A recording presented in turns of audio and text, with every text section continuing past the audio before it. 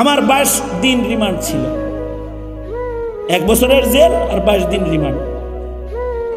মামলা কি জানেন?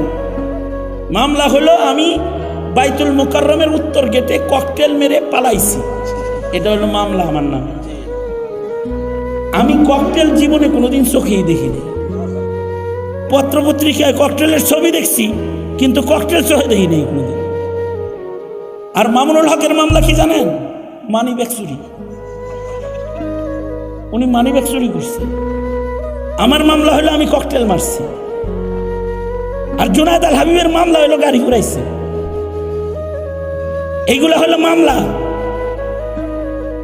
এই মামলায় আবার রিমান্ড কতদিন জানেন? এই সকল মামলার রিমান্ড 22 দিন, 48 দিন, 1.5 মাস রিমান্ড। আর এই রিমান্ড কত ভয়ঙ্কর!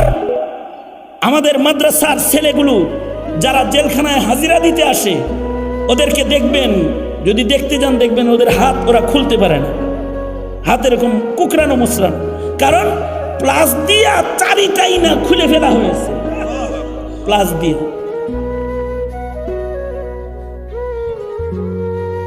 লটকায় রিমান্ড করা হয়েছে। তবে এই রিমান্ডের ভেতরে কিছু ভালো পুলিশও আসে, এমন পুলিশও ঢুকছে যাদের ভেতরে ঈমান আছে। এরা দরজা বন্ধ করে জড়ায় ধরে কাঁদছে আর বলছে, হযরত হাত পা বাঁধা, মাফ করে দেন। কিন্তু যারা নিজেকে বিক্রি করে ফেলেছে কারোর কাছে, তারা এসে বলে কি জানেন? তারা বলে কি, কাদিয়ানীদের সাথে একটু মিলমিশ করে চলা যায় না? আরে কাদিয়ানির সাথে কি মিলমিশ করে চলবো? আবার তাদের প্রশ্ন হলো, কাদিয়ানীরা কি আসলেই কাফের? এই কথা শুনলে তো ইবলিসেও হাসে যে কাদিয়ানী কি আসলেই কাফের?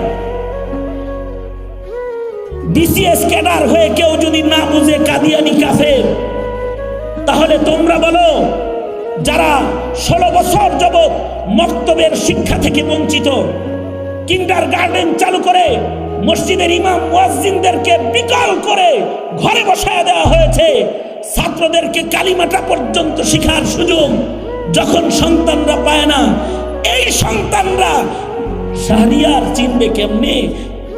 হাসানুল হক ইনু চিনবে কেমনে? বলো তোমরা আমাকে। তারা কিভাবে নাস্তিক চিনবে? তারা কিভাবে কাদিয়ানী চিনবে?